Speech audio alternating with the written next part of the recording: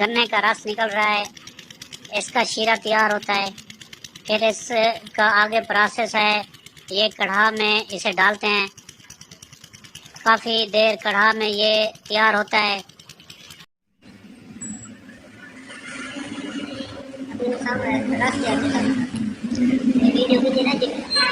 یہ دیکھیں، یہ کڑھا ہے، اس میں جو ہے شیرہ ہے وہ تیار کیا جاتا ہے۔ یہ جب گاڑھا ہو جاتا ہے تو پھر اسے ٹھنڈا کیا جاتا ہے اور گڑ تیار ہو جاتا ہے۔